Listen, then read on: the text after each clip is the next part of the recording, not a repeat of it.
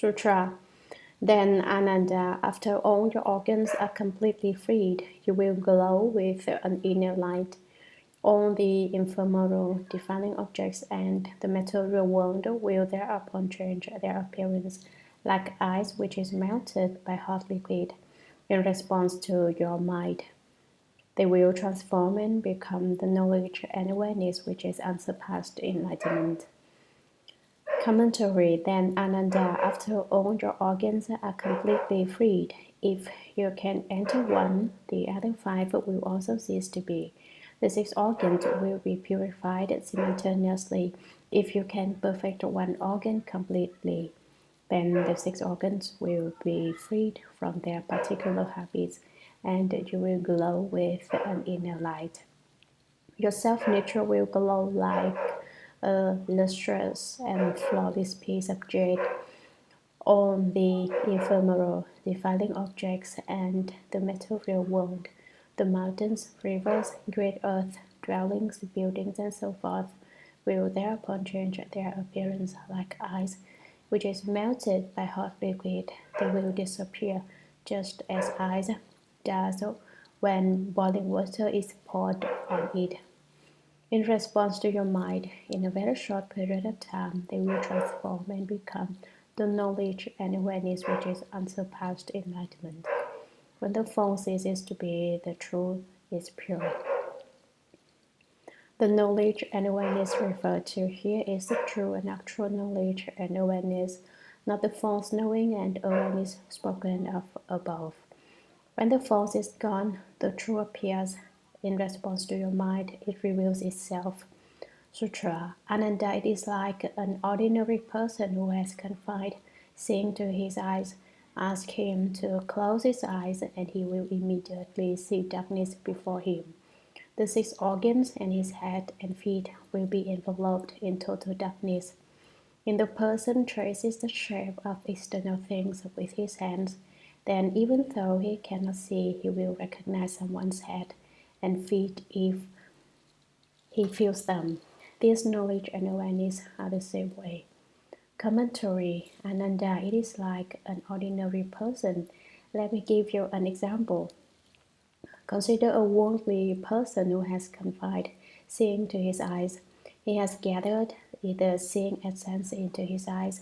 Ask him to close his eyes, and he will immediately see darkness before him. You say to him, shut your eyes immediately. Suddenly he is plunged into darkness. The six organs and his head and feet will be enveloped in total darkness.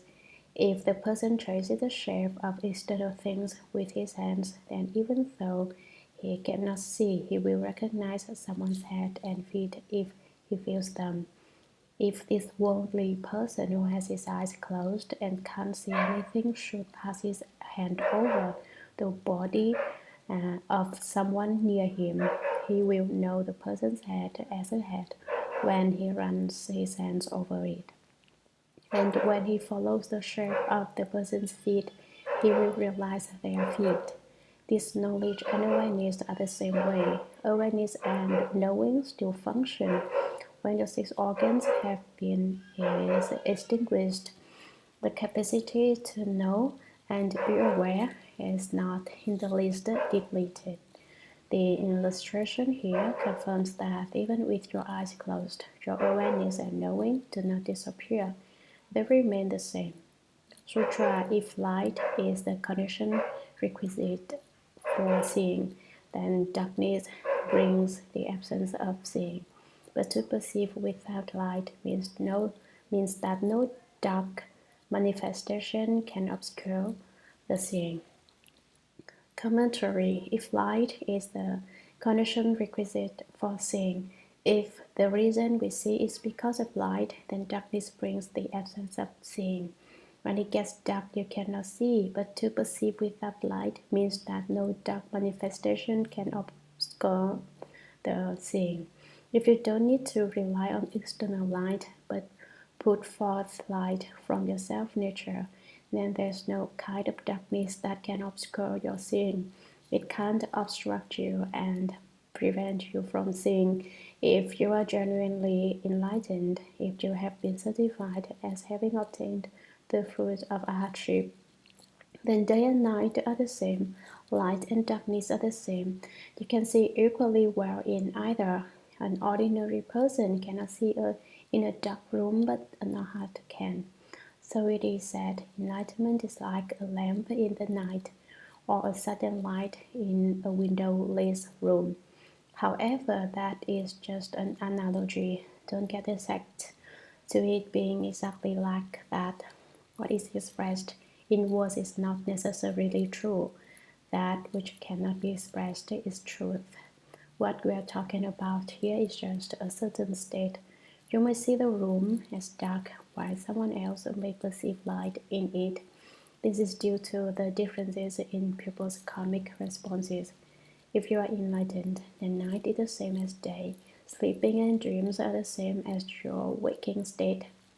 You won't even be confused or upside down in your dreams. In fact, when you are enlightened, you very rarely dream at all. Why is it necessary to cultivate? Because you don't have control of yourself. Perhaps you are in control and clear-headed when you are awake, but you lose control when you get confused. When you are healthy, you are in control, but when you get sick, you lose control. You are ineffectual. Perhaps you can remain in control when you are sick and not get confused or do upside down things, but you are still not in control when you are asleep. You may say you can remain in control when you are asleep, but when you have dreams, you lose control. You become upside down. If you can remain in control when you are dreaming, you may lose control when you are about to die. At that time, the four elements separate, and though you might like to say, I'd rather not die right now, no blindness is extended to you. You're certainly not going to get out of it. We people cultivate the way in order to be able to remain in control when we are healthy, when we are awake and clear-headed, when we are sick, when we are asleep, when we are dreaming, even more when we die. We want to be such that we can die if we want to, and such that if we don't want to die, we can go on living without it being any problem. We want to be free of those restrictions, then we can be said to be free of birth and death. If we want to live, we can, and if we want to die, we can do that too. For instance, if you want to live, you can live for several thousand years, like Patriarch Mahakashyapa. If you want to die, you can do so standing up, sitting down, or lying down. You can do it any way you want. Sutra. Once the organs and objects are eradicated, how can the enlightened brightness not become perfect and wonderful? Commentary. Ananda. Once the organs and objects are eradicated, once the six sense organs and the six sense objects are done away with, then no dark manifestation can obscure the seeing. When the darkness obscures them, the organs cannot exhibit their strength and function. How can the enlightened brightness not become perfect and wonderful? How can you say that the fundamental enlightened brightness will not become perfect and wonderful? How can you say that it will not return to the source and become perfect and wonderful once again?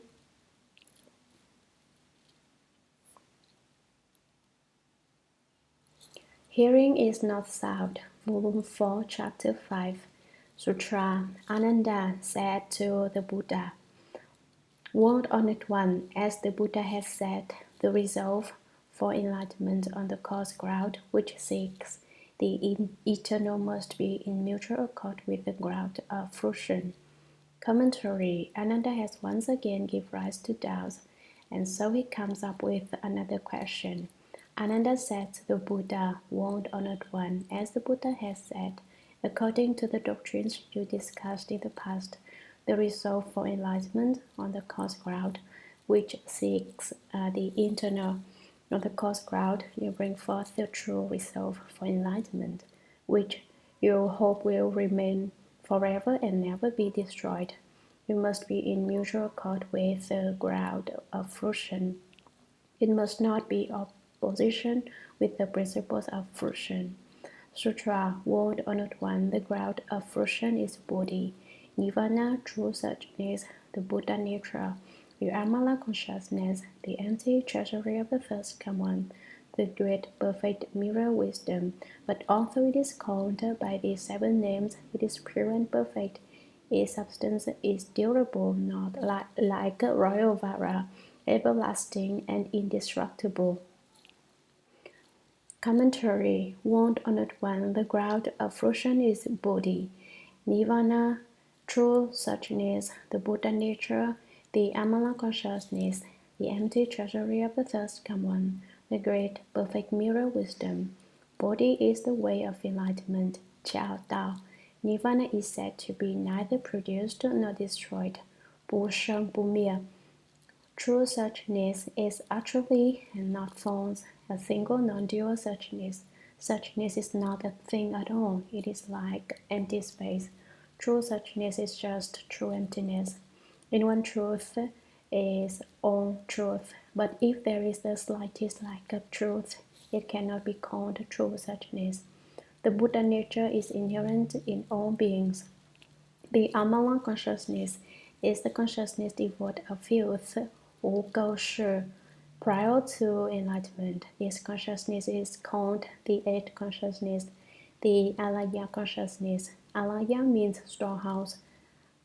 Zhang-shi, the name indicates that it contains everything within it. The Amala is the transformation of the eighth consciousness into the pure consciousness. The empty treasury of the thus come one is another name, and the great perfect mirror wisdom is also a name. But although it is called by these seven names, although the ground of fruition has different titles, it is pure and perfect in its principle, in its nominal aspect. It is pure and perfect. Its substance is durable. Its essence is durable, like royal vara, everlasting and indestructible. It will never be destroyed. Sutra. If the seeing and hearing are apart from light and darkness, movement and stillness, and penetration and obstruction, and are ultimately devoid of substance, they are then like thoughts apart from sense objects. They do not exist at all. Commentary. If the seeing and hearing are apart from light and darkness, movement and stillness, and penetration and obstruction, and are ultimately devoid of substance, then their essence ceases to be. They are then like thoughts apart from sense objects. They do not exist at all. The thoughts of the mind don't have substance either. When separated from the defiling objects which correspond to them, they are entirely non-existent. Sutra. How can what is ultimately destroyed be a cause by which one cultivates in the hope of obtaining the fruition of the first come's sevenfold eternal abode?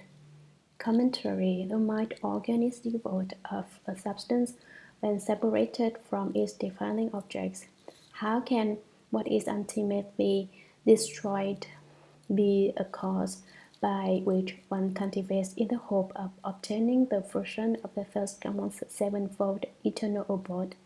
How can it be used in cultivation to obtain the first come's sevenfold everlasting fruition of Bodhi, Nirvana, true suchness, the Buddha nature, the Amala consciousness, the empty treasury of the first come one, and the great perfect mirror wisdom? Sutra. 101. When it is apart from light and darkness, the thing is ultimately empty, just as when there is no sense object, the essence of thought is extinguished. Commentary. 101. When it is apart from light and darkness, if it were to be separated from light and dark, the thing is ultimately empty, just as when there is no sense object. The sense of thought is extinguished, thoughts cannot arise. Sutra. I go back and forth in circles, minutely searching, and basically there is no such thing as in my mind or its objects. just what should be used to seek the unsurpassed enlightenment. Commentary. I go back and forth, researching and investigating in circles. I go through the process again and again, minutely searching, and basically there's no such thing as my mind or its objects. My mind doesn't exist, none of it exists, just what should be used to seek the unsurpassed enlightenment, to accomplish the enlightenment on the ground of fruition. I search everywhere, and there isn't any mind. I can't use a mind subject to production and extinction, and I can't find the true mind. So how do I set up a mind on the course ground to seek the enlightenment on the ground of fruition? Sutra, the first one previously said, it was a tranquil essence, perfect and eternal. His present contradiction defies belief and is the result to idle theorizing. How can the first one's words be true and actual? Commentary. The first one previously said it was a tranquil essence, perfect and eternal. He discussed the tranquil, perfect, eternal essence of seeing. His present contradiction defies belief and is a result to idle theorizing. But the Dharma the Buddha speaks is not idle theory. Yet, how can the first one's words be true and actual? The doctrine the Buddha has explained contradicts itself. First, the Buddha said, don't use a mind subject to production and extinction, and later he said, it is just that the mind which you use in cultivation. I, Ananda, cannot find the mind in question, and the more I hear, the less I understand. How can the Buddha still be speaking the truth? The Buddha should be speaking the truth, true words, actual words, not false words. Why is it that what the Buddha says contradicts itself? Sutra. I only hope the Buddha will let fall his great compassion and will instruct us who do not understand and who are holding on tightly. Commentary. Now I only hope the world honored one, the Buddha will let fall his great compassion and will instruct us who do not understand and who are holding on tightly. We are grasping tightly to the dharmas of the small vehicle and are afraid to let go. Sutra. The Buddha told Ananda, you study and learn much, but you have not yet distinguished the outflows. In your mind, you know only the causes of being upside down, but when the true inversion manifests, you really cannot recognize it yet. Commentary. After hearing what Ananda has just said, the Buddha doesn't know whether to laugh or cry. The Buddha told Ananda, you study and learn much, you are erudite and have a strong memory, but you have not yet extinguished outflows. You still haven't obtained the extinction of outflows. In your mind, you know only the causes of being upside down, but when the true inversion manifests, you really cannot recognize it yet. Just as it was said above, you know only how to write prescriptions. If the medicine were before you, you would not recognize it. So I say now that you are well versed in the reasons for being upside down, but when you confront a genuinely upside down situation, you don't recognize it. You don't know what is upside down. Sutra. In order to strengthen your sincerity and faith, I will try to make use of an ordinary happening to dispel your doubts. Commentary. In order to strengthen your sincerity and faith, I'm afraid you are not sincere enough, and so if I told you outright, you wouldn't believe me. You don't have enough faith. You're not sufficiently humble. I will try to make use of an ordinary happening to dispel your doubts. I tried using a common situation to explain this principle for you and get rid of your doubts this way.